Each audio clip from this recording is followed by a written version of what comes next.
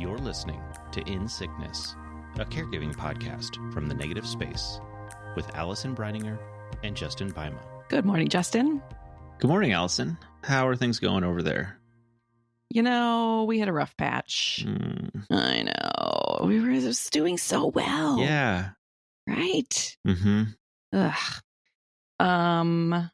As of right now, what we know. So last week was pretty rough. Sean had Mohs.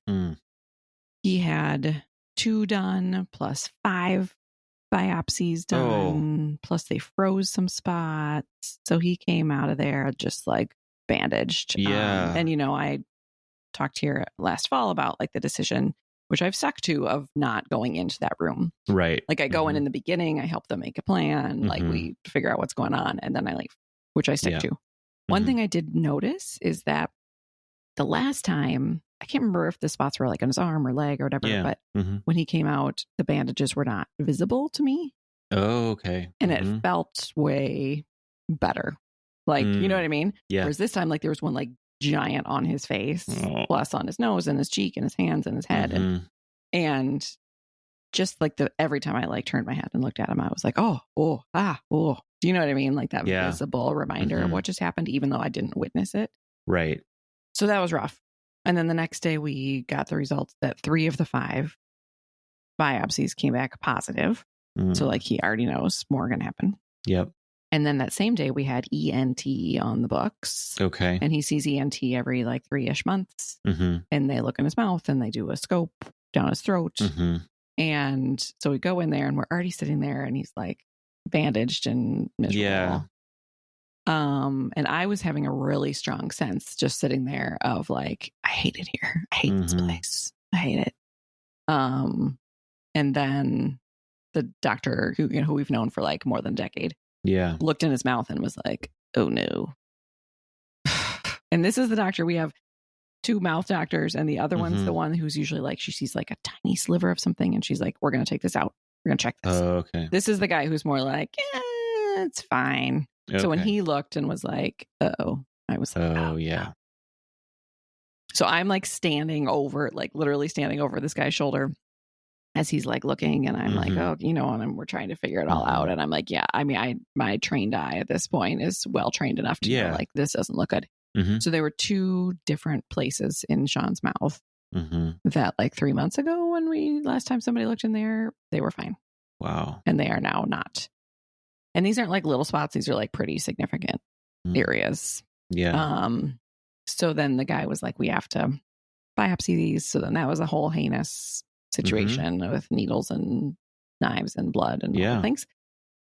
And the surgeon himself, I feel like was really like, he was almost in tears, which is sort of kind and sort of terrible, you know, like, he was sort of like, I'm so sorry I'm doing this to you. And I'm sorry this is happening. And he kept looking at me with a sad face. And he's like, Sean, you're such a trooper. And this is not the way this guy typically rolls. And so it just was sort of like mirrored back at me of like, oh, this is bad. Yeah. Oh, crap. So we are still waiting on those results. Okay. But I can't imagine a world in which they're not going to take whatever that is out. Even if for some reason it came back and it was like, this is precancer or this is like inflammation. I can't imagine they're just going to be like, let's watch and wait and watch because that's, you know, we know things move quickly. Yeah, right. So I feel like we sort of went like immediately over a cliff of like feeling really great on Monday. And then by Wednesday afternoon, I was like, this is no good. Oh, I'm sorry. So, you know, and now he's still sore and he's bandaged. Yeah, and he's tired. And we're like, what's happening? What's going to happen next? And what are the next weeks going to look like? And I'm having a little like, I don't know if it's PTSD is too strong of a term for it, but like almost the exact same thing happened a year ago. Okay. Where he had a spot in his mouth, but that was a teeny tiny spot. And then he had surgery. And then that surgery, like it was supposed to be minor and turned into a bigger thing. And so I had been thinking before, like, oh, wow, last year on May 22nd, things were really bad. And now things are great. And then, so we're just kind of dragging by here, which is sad times. So I'm trying to like garden. I'm just like gardening my little heart out. Like, I'm just like, the more plants I buy, the better everything will be. So if anyone's listening and is wondering how to help Allison, I don't want a casserole. Right. You want plants. I want gift cards to plant stores. Okay. That's what I want, not casseroles. I don't care about the casseroles. I care about the plants. So anyway, that is what's going on here. So we're just sort of, limping along. I know. And we're sort of hoping we were going to get results before the weekend and then didn't. Yeah. So. Yeah, that's where we are. We had a good streak though, you and I. Like here for a while, we were both like, I'm good. I'm good. Right, wow. Yeah. All good things must come to an end. Yeah, we'll get back there. I hope so. Yeah. So that's my depressing update. How are you? Well, I feel kind of bad going after following up that. Please say you're good. No, things are good. Tell me the honest truth. Yeah, no, things are good. Good. Last weekend was Memorial Day weekend, and I took the Friday off, so I had a long weekend. I love it, which was lovely. I did a lot of birding, yes, and a lot of just hanging out at home with Sarah. Yeah, and it was a really nice, restful, relaxing, rejuvenating weekend. You've said that a couple times here. Relaxing, I have, rejuvenating. Yeah. So good. Things are feeling good in that way. And then this past week, on Thursday afternoon, I found out there was some open spots on this boat that I take out into the ocean to go birding periodically. It's just how many people can say that sentence? Well, it's just a boat that I take out of the ocean, Right. And so they had some spots open up the next day. So I jumped on that. Love it. Told my boss I was going to be gone that Friday. And had a great day. Nice. Beautiful day on the water. It was a quick trip because it was, it's a 4-hour drive to get there. But it was lovely. Very bucket filling. So good. Yeah, I'm riding high from that still. Good. And so nothing to complain about right now. Oh man. Which feels good. Oh man, that's an amazing sentence. I am happy for you. Good. Yeah. And don't ever feel bad because of that. Okay. It's like, I want the people in my life to be good. Yeah. So if you're doing well, great. Okay.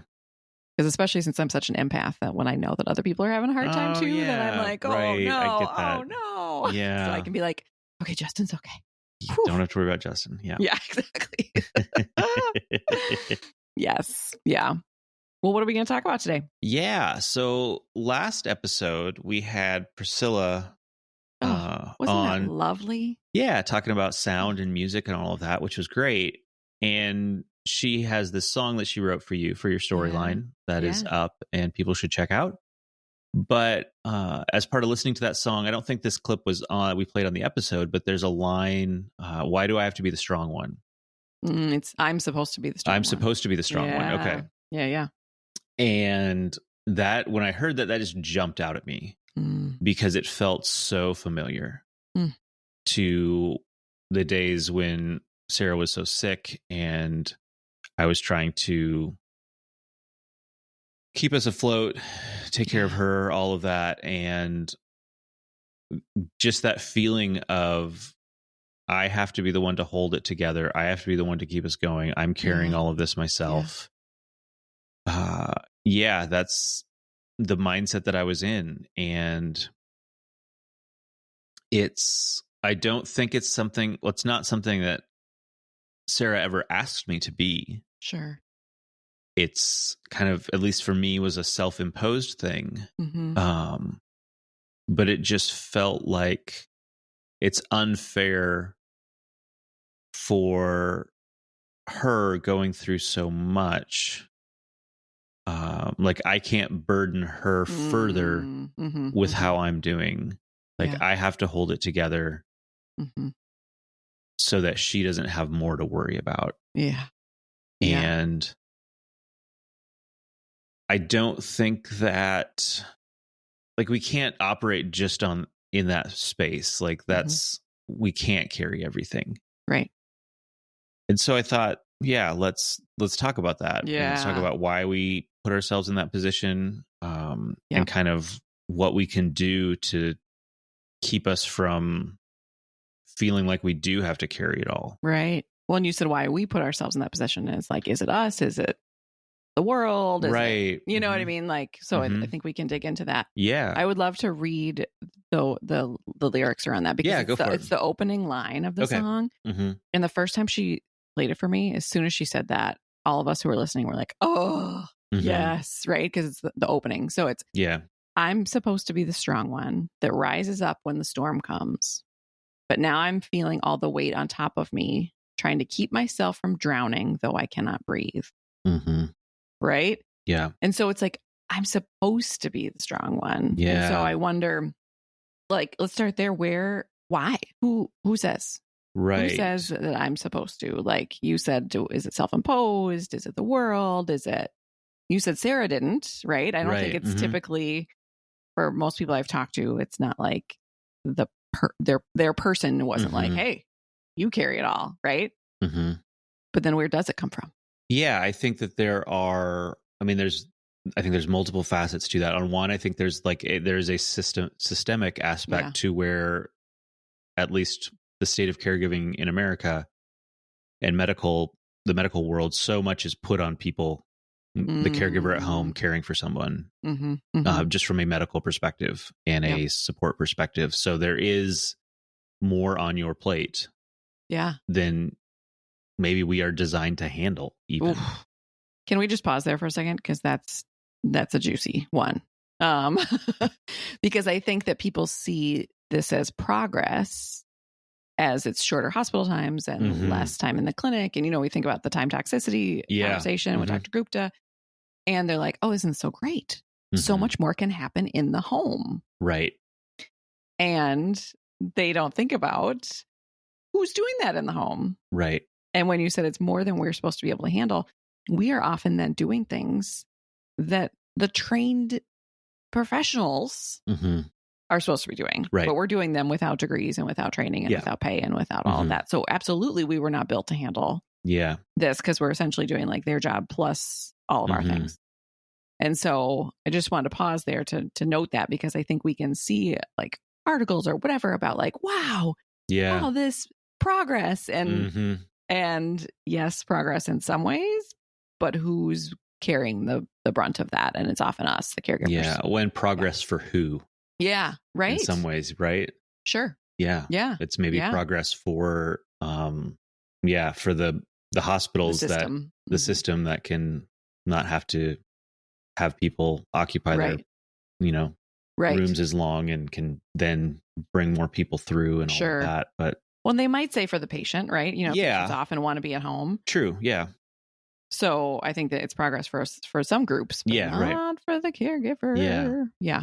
So go ahead. So that's one way that this is kind of put upon us. I think that just in general, and we talked about this in an episode where we like the myth of the ideal caregiver. Yeah. Kind of as this selfless person who just does everything without complaining.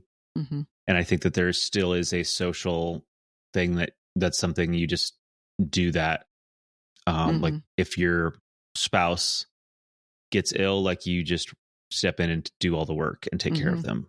I think that for men who are caregivers, I think there's an additional layer of society tells men that they need to be the stoic, solid rock, the go at it alone. You have to figure this out on your own, this individualism. And that is very detrimental to a long-term caregiving role where you need a community of people supporting you. It's detrimental to long-term well-being. Right. Yes, as well. Yeah. Yes. Yeah. I mean, that is, a long time ago, we had Kyle Woody on from Jack's Caregiver Coalition, and that's their whole thing, right? They focus on men, male caregivers, and say that, like, we are told we have to go it alone and we have to suffer in silence, and that they're trying to break that down and say, no. And I'm glad they're doing it for men. And I also feel like it's true for caregivers who are women too. Do you know what I mean? Like, I think there's a sense that they're just supposed to quietly do the work. I mean, that's kind of what society says women should do. In general. Right. Yeah. So you're right about that too. Yeah. For sure. Yeah. And I think, it goes back to the premise that we've talked about a number of times around, I'm not the sick one. Yeah. Right. So I think about, I'm supposed to be the strong one, so like literally, like our bodies are often probably stronger than our person because they're going through this thing. And so we are supposed to like literally be stronger than them and emotionally, in all of the ways we are, because it's like they can't be right now. Yeah. So therefore we are expected to be. Yeah. And, it makes me think about like the title of that song is I'm part of the story. Yeah. Right. And so thinking about all the ways that caregiving has impacted my physical health, my mental health, like all of the things. Right. And so it's like, I'm supposed to be the strong one, but I'm getting beat down too. Yeah. What about that? Well, that's the other piece of that line is it implies that you feel like you're not meeting that standard of being the strong one. Like I'm supposed to be, but you're not feeling that way.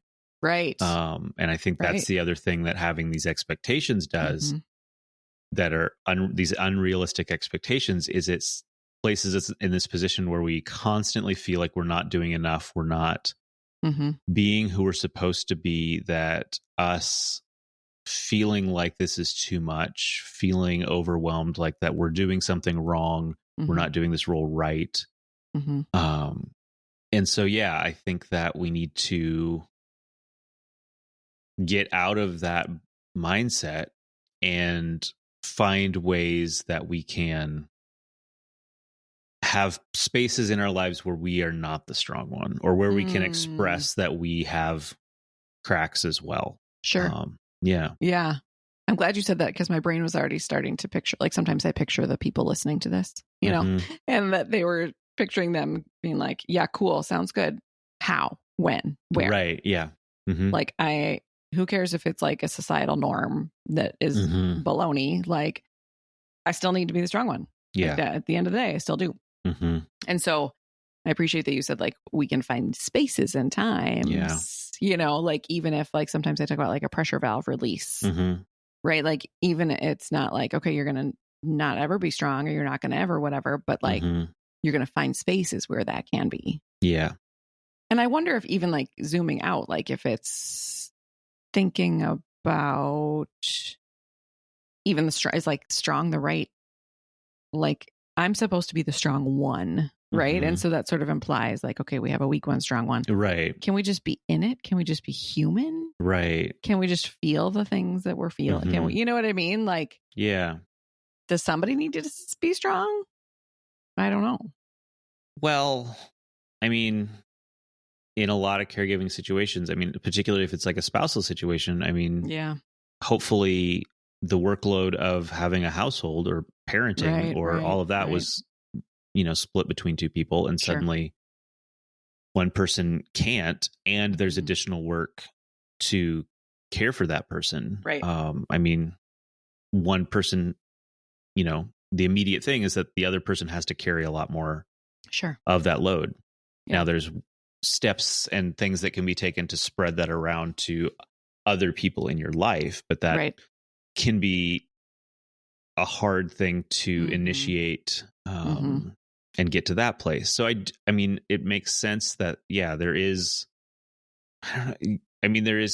it's true that the person that is not sick does a lot. Now the other person is doing a lot as well to try to heal themselves, to survive, like mentally and physically enduring all of that. Like there is strength there that is unbelievable. Like I think about Sarah enduring, over 3 years of basically being in bed, and coming out on the other side of that, like, to make it through that, like that is strength. Yeah, for sure.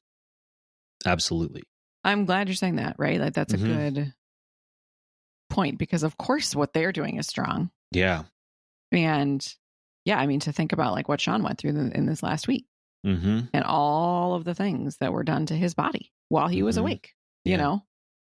And so I think that's a good thing to clarify, that like it's strength in different ways, right? Yeah. That he's strong in that moment, right? And then But then we come home and then it's sort of like, I need to be strong in all the other ways. Or even in that moment, if I had been in the room. Yeah. Right. For those, and I was for one of them, right? Like I need to be strong in those moments. And so it's strength in different, showing up in different ways and capacities, right?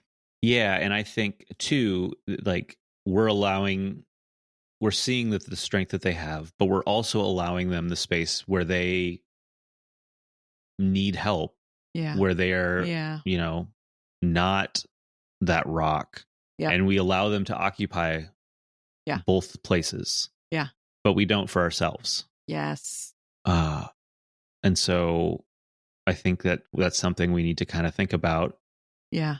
And I think first is understanding that it's unsustainable for you to be this go at it alone, be the foundation of everything and just hold it all. Like you can't.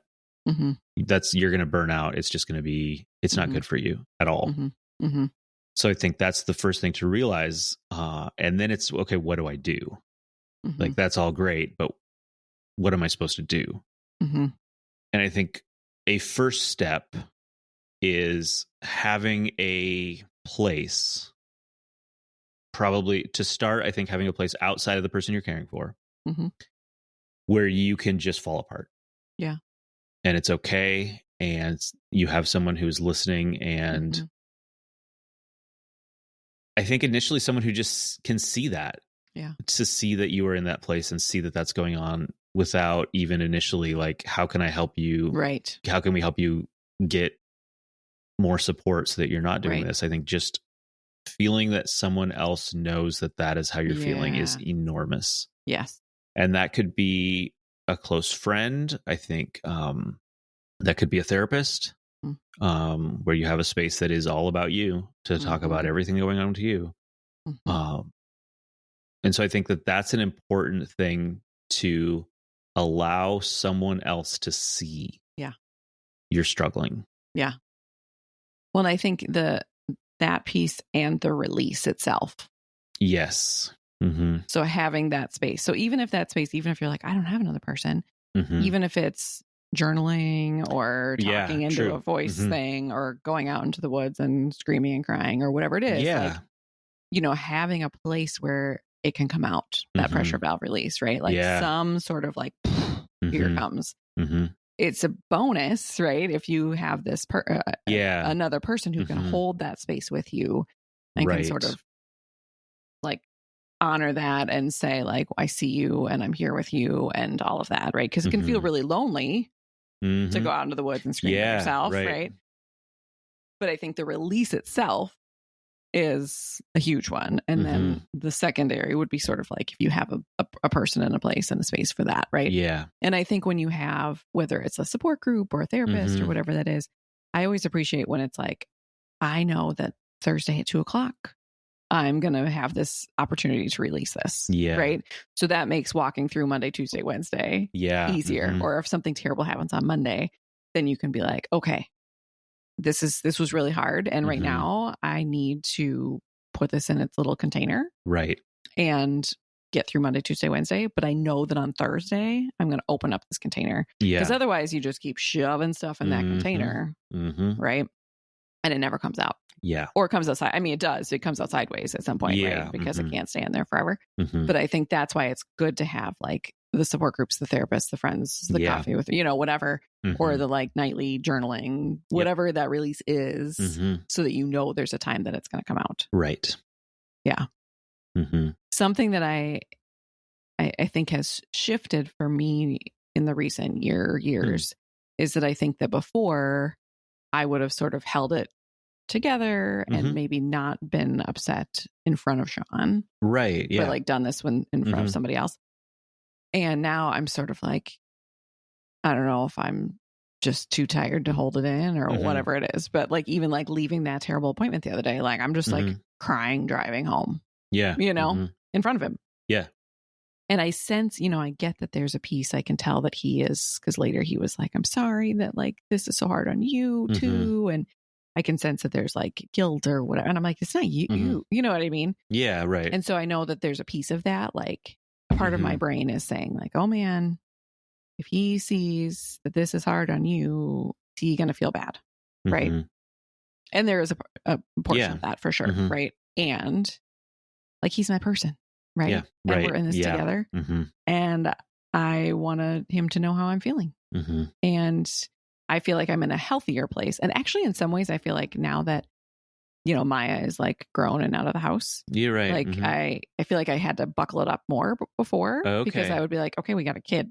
You know what I mean? And now that she's not here, it's sort of like, I can just feel how I want to feel. And it feels healthier. Yeah. I mean, not that it was unhealthy before, but you know what I mean? I did what I sort of had to do.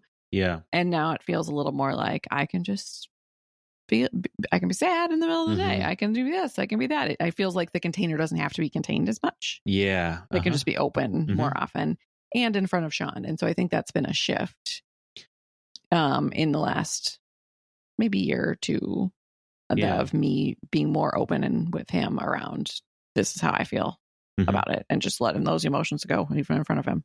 Yeah. Was there something that instigated that shift, or do you have any sense of I don't know how that happened? That's a good question. I do think that and so I guess this would be like the last year, like the not having Maya home and just having the house be just the two of us. Yeah. I think that in a lot of ways we've gotten like much closer because it's just the two of us here in the house. So I think that's part of it. And I think not having to be as sort of careful about like, when do I emote and when do I not? And then also I wonder if it's just like my container is so full that I think earlier on in all of this, I was sort of, I don't know if it was better or less healthy or whatever, but at being like, okay, well, that bad thing just happened. Okay, well, let's just move on. And now I'm just like, blah, yeah, you know, like, and maybe it's just because I'm healthier about it, or maybe it's just because I'm full to the brim and I can't even like pretend anymore. Either way, I think it's a better thing. Yeah. But it is an interesting shift. Whereas before, I think I felt like more like I have to be the strong one. I have to whatever. And now I'm like, whatever. I can't be the strong one. Yeah. You know? Well, I think being in a place like that where you can cry in the car or whatever it is, you're opening up an opportunity for the person you're caring for to care for you. Yeah. Which I think does two things. On the one, like, I think that as the caregiver, as the person who feels like they have to be the strong one, receiving care for yourself is really important. And being able to accept that and being able to feel worthy of that care, I think is an important thing that we, I think, often don't let ourselves experience. Yeah. And I think it also provides something for the person you're caring for, who often, especially in a spousal relationship, like feels like they can't do as much for you as they would want to. Like I think often can see that you're doing so much more and wish that they could help more. And there's probably guilt around that they experience. So I think that having a place, and I think that this is where, as far as how do you get to that place, I think that's going to depend on your relationship. Sure. Starting with small conversations, kind of testing the waters maybe, because there may be places where, for whatever reason, like they aren't ready to kind of hear that, or, that could be really scary to feel like the person who you're relying on for everything is struggling. Yeah. That could be scary. I think guilt-inducing maybe too. Yeah. Like I am, like, I think that's how I'm causing this. Feeling. I'm causing this. Right. Exactly. Yeah. I was thinking too about like caregiving scenarios other than spousal and how this might feel. Right. Yes. And like, if you're caring for a parent, I don't know if there's this as much sense as like, because I don't know if there's the same feeling like you have to be the strong one per se. I don't know. I would think so, because I would think it's like, I would think there's a lot of grief there, because like let's say it's my mom who I would go to for all the things, and then suddenly she needs support, and my brother's far away, and so it's like, well, I guess it's me. I'm the strong one. I got to be the strong one to show up. Yeah. And I would guess that there's some grief there around like, she's the one I used to go to, and now I have to be strong for her, and she used to be strong for me. Right. So I can imagine that there's that piece for the parent part. Yeah. I was also thinking about if you're caring for a kid. That's what I was going to say next. Yeah, go ahead. Yeah, it's just like sort of what I said even about like Maya. Like I felt like I had to sort of keep it together. Like certainly she would see, and I was honest and whatever, but like, you know, she wouldn't see the whole meltdown kind of situation, you know? Right. And that's just where she's not sick. She's not the one you're caring for, but just because she's a kid, you don't want to put that all on them. But if you're caring for a child who is sick, like, you know, maybe once they're an adult, I don't know, but like, it doesn't feel appropriate to like unload all of this on them. Like, you're not going to have that relationship with them in that sense. Like this is where you need someone outside of that. But at the same time, it's probably healthy for them to see that you are not this perfect person who is doing it all. That exactly. And I not being in that role, I don't know the nuances of all that, but. Well, I think there's a difference, like when you like about like unloading on someone versus letting them see that you have an emotion, right? So like, absolutely.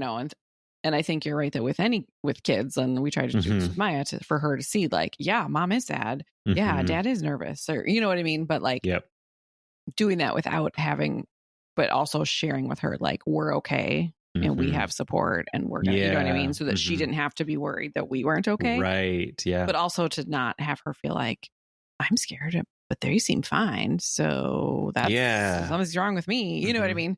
So to find that balance. Right. But I imagine that if your kid is the one who is sick, that might, you know, that to find that's a little even trickier, you know, but to find where is your outlet for that so that you, because then I think for sure you probably feel like I have to be the strong one. Yep. You know?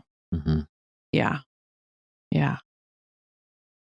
So I think when I'm thinking about this, it really comes back to the piece about like, I'm part of the story. Yeah. Right. Okay. And like us recognizing that and other people recognizing that, and even thinking about, so, you know, I learned a long time ago that the day after Sean has a procedure that I am going to have like an emotional hangover. Right. Yep. And so I need to like block that day off. And this last week, you know, I didn't go, like, I don't go for the Mo's anymore. And so I was sort of like, well, do I really need to do that? Because I wasn't there. Yeah. Like, why is this hard on me? And so I didn't block it off. And it was a disaster. Because even though I wasn't, like, I was there in the morning and then I picked him up but then he came home bandaged, you know, I still like in my soul could feel this thing was happening to him. Yeah. You can't just go about your day as if nothing's going on when you know that your person is having those horrible things happen. Right. Yeah. Right. So even though my calendar was blank, which in my brain is like, oh, well, you're fine. It was still had a huge impact on me. And then the next day I was like, super felt like garbage, but I had stuff on the books, you know, because I didn't block it off because I was like, oh, it'll be fine. Well, and I don't know how you are, but for me, like not knowing how something is going can be an anxiety and stress producing thing. So, you know, you spend this day, you're not there, but you don't know how things are proceeding. You don't know what they're finding. You don't know all of that. And so I can see how that would be an additional layer to the hangover the next day. For sure. Yeah. And just being on call, because at any moment he's going to be like, I'm done, come get me. Yeah, that's true. And you can't really get started on anything. Right. It's hard to do that when you know that at any point you can have to drop it and go, exactly. And so I think that just realizing that piece, that like, this is like, the more that we caregivers can remind ourselves, like, I'm part of the story, like this, all of this is impacting me, all of it. Yeah. And I deserve rest, and I can take rest, and I can take breaks, and I can get support, and I can, you know, all of those things. I think the more that we can realize that for ourselves, and the more that others can realize that about us, the more we can sort of like start to chip away at this, I'm supposed to be the strong one. Right. Thing. I think another piece that comes up for me though is that, like, even I am on like hyper alert all the time. Yeah. Right. And sometimes I joke that Sean is like on hypo alert. Okay. Where like I hear, smell, notice all the things. Mm-hmm. Not just around him, just in general. Right. And he's like, what? You know, because he is just trying to like be in this body that he is in. Yeah. And so sometimes even in stuff like that, I'm like, I have to be the one that is so on. You know, I'm the one that's noticing that, like, where did the dog go? Where is this? Yeah, Is this? right. You know, like that is so on. Mm-hmm. And I understand why. And sometimes I'm just like, I don't get to like take that break. Mm-hmm. You know, it sort of goes, I can't remember if we talked about it here, but that person that I talked to, that therapist who had said the thing about like caregivers taking like hallucinogenics. And then I said, like, I don't feel like I could do something like that because I need to be on. And she's like, well, what about later? And I'm like, there's no later. There's no like after the shift. Do you know what I mean? Right. So even like getting away from like just being strong, like I just feel like that I am not in charge, but I have to be like the responsible adult. Yep. Right. Like all the time. Yep. And that is exhausting. And actually something that I really noticed is that in these last couple months that have been so lovely is that a huge thing that I so appreciated is that Sean was feeling well enough that it really felt like sort of this partnering, you know, like, oh, I did this and you did this. And oh, and he's like, oh, I did this thing for you. And like, we felt very sort of like on the level playing ground. Right. And then, that's beautiful. It's beautiful. I love that for both of you, that you were able to have that and experience that, because with how things have been over the years. Yeah. And it was like little things, but things that just felt like, oh, wow. Like we're both in this together. Like we're both doing the life thing. And then it's sort of like, as soon as this week happened, it was like, oh no, you know, and it's like, I hadn't realized how much I appreciated it until, you know, it was gone. Yeah. And so even like strong, yes, but it's also like the responsible one. Yeah. I'm supposed to be the responsible one. I'm supposed to be the on-call one. I'm supposed to be the, you know, like there's so many adjectives that I think that we could substitute for strong. And it can feel like, oh, like, yeah, but I'm part of the story, but I'm tired too, but I still have to do it, you know? Yep. So, I mean, it's a little bit of a catch-22 because it's like, yes, we are supposed to, and yes, cultural norms, yada, yada, that we want to throw out the window. But at the end of the day, there is more for us to do. Yeah. And there is more responsibility on our shoulders. And so, yes, those, you know, outlets are important. And then all the other things we've talked about in the past around like delegating and maybe letting things go. Like maybe now, you know, like this thing isn't important anymore. But yeah, it's hard because it's not just like, oh, that's a dumb cultural norm that we can just stop saying. Like, right. It's kind of true. Yeah, there is some truth there. Yeah. You know?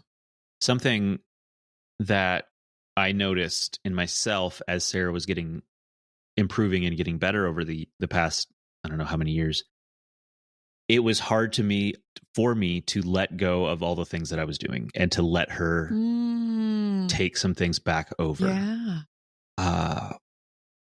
Partially, I think just the inertia of like, this is my job now. I do this. And also having to make the shift that from like that sick one, healthy one dynamic, that no, she has the capability to do things now. She wants to do things now. Like she would approach me and say, okay, what can I do that you're doing? What can I take off your plate? Yeah. And sometimes it was hard for me to think of like what felt like the right thing to have. I don't know. And you know, I've gotten better at that, and we're in a much more equal dynamic now, which, as you said, is lovely after all of that imbalance due to illness. But yeah, it's interesting that it wasn't a immediate here, do this. Like it was still hard to shift out of that mindset and begin to loosen up and release things that I felt like I was responsible for solely. And why do you think that was? When you said the inertia, do you feel like it was like, if I'm not busy, then what? No, I think like for years I'd been doing it all. And it just kind of became, these are the things that I do. Yeah.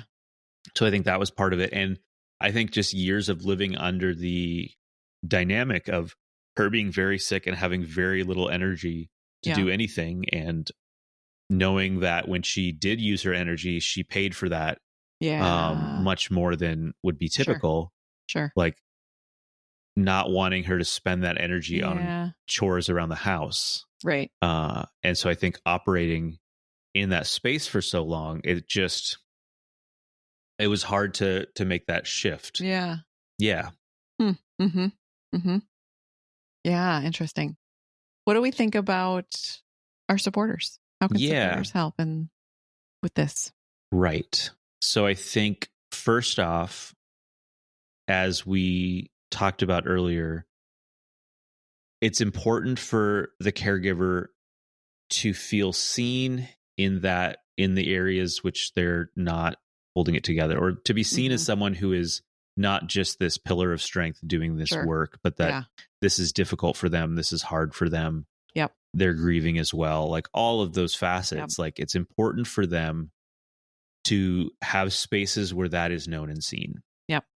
And so if you can provide that space, amazing. And so I guess I don't know. How do you, as a supporter, let someone know that you're a safe place to do that, or to kind of like lead into like, it's okay for you to talk about and tell me that this is also difficult. Yeah. I don't know if it's, you ask how they're doing and they say, I'm fine.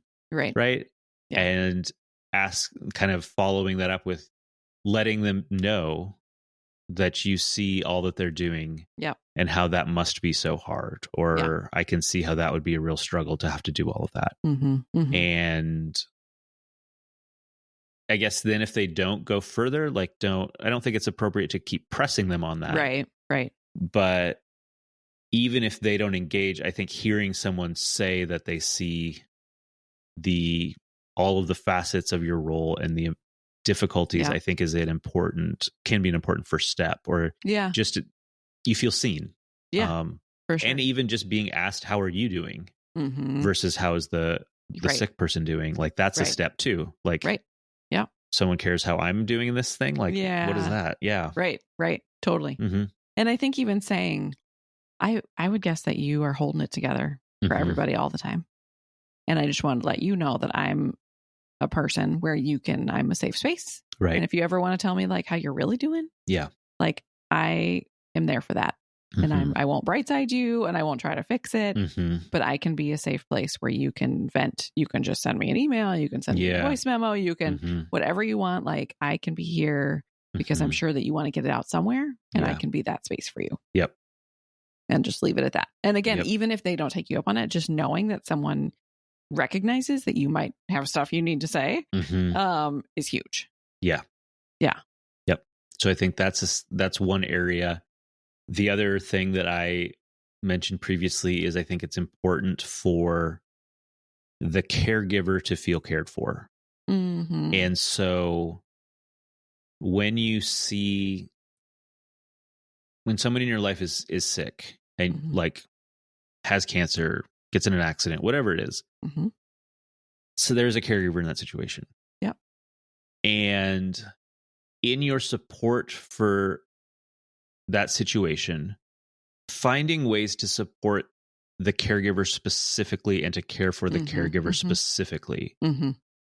Like bringing over a casserole is great. Yep. Providing food is great. That is taking dinner off the to-do list of the caregiver. Yep. But I don't know, finding something more, I don't know exactly.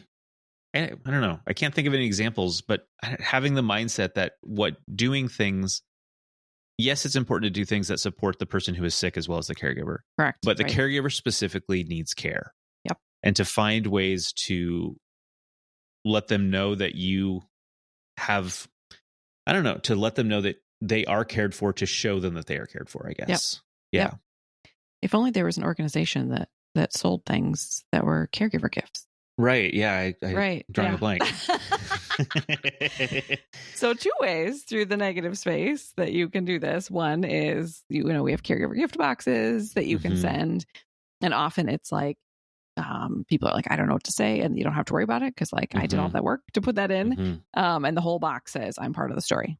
And so that's a easy way to do that. You can just order a box. The other one is with Storyline. The Storyline now has like gift subscriptions. And so you can send a gift subscription to a caregiver and just say like, hey, I see you and I support you. And here's a tool for you that you can use. And so either of those are, I mean, there's other ways as well, but I just wanted to plug those two as ways to support caregivers. Yeah. No, that's great. I think one way that you could do it as well, support them as well, and show that they're cared for is if you know what fills their bucket, if you know like what they find immense joy in doing. Yep. Whether that's a specific hobby, whether that's going out to a specific social thing with their friends. If you can find a way to give them the space to do that. Yeah. And whether that's you yourself being with their person for an evening so that they can get out and do that, however you set that up, or maybe a group of friends has it where you set up a rotating schedule so that every Tuesday they can get out and, go to karaoke or whatever it is. Yeah. Right. Yeah. And let them know that like, we know it's important that you do things for yourself. We know it's important that like you have a chance to have a night where you don't have all these responsibilities and you can do something just for you that brings you joy. Yep. Totally. And with that, I think, I can't believe we haven't talked about this part yet, but it's like people like to say to caregivers, you're so strong. Oh, yeah. Gross. Right. And they mean it as a compliment. Yeah. But it's sort of like, when I hear that, I'm always like, what's my choice, man? And also, I don't want to be strong, or that makes me feel like I need to keep being strong. Right. And so supporters, like, let's take that out of the equation. And instead say, I imagine that you're under an enormous amount of stress and pressure. And I just want you to know that I see and acknowledge all that you're doing.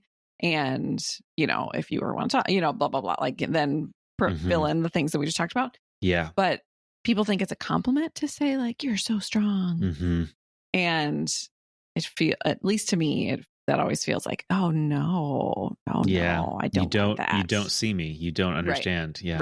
Right. And you're making me feel like I need to keep being strong instead of giving me permission to not. Right. And there's a sense of, if they see you as strong and doing well and taking care of everything, then they don't need, the need for help isn't there as much. Right. Totally. And there's just that weird sense, that piece of it too. Totally. It feels bad. Yep. What's that saying? Something like, just because she carries it well doesn't mean it's not heavy. Something like that. Yeah. Right. And so same, right? Just because it looks like, that Allison's got it all together, doesn't mean it's not hard. Right. And so don't just be like, oh, you're so strong. Good job. Keep going. Bye. I think that's too often what supporters do. Yeah. Right? Yeah. Well, if you haven't yet, listeners, checked out Priscilla's whole song, because it's just really like a thing of beauty. And that first line, just like you said, it sticks with you. It kind of haunts you in a good way. You know what I mean? Just because it's so beautifully said. So, you can find it on the Storyline in the music section. You can see a video of Priscilla singing it, which is really cool, or you can download the lyrics or listen to it on the audio. But either way, I think it's, it was like she said in the last episode, it's sort of meant to be our battle cry. Yeah. And so I appreciate that she said that, like, that's how it starts. That's how the whole song starts. It's like, oh yeah, you do see us, don't you? Yep. Yeah. So I'm glad that you pulled that line out. And no, it stuck with me. So good to unpack that and talk about it. Sure. Yeah. All right, friend. Well, here's to a week of being what would be, I think it's like gentle sometimes. I think it's sort of like, I like it when people talk about like a soft place to land, or, you know what I mean? Like, how can we be gentle with ourselves? And as the week goes on, and to not feel like we have to be strong. Yep. Exactly. So, all right. Good talking to you. Yeah, this has been great. Okay. See you later. Okay. Bye. Bye. You've been listening to In Sickness.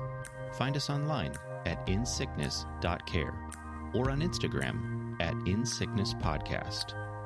You can send your questions and comments to hosts@insickness.care. If you enjoyed the show, please share it with a friend or fellow caregiver. Thanks for listening, and take care.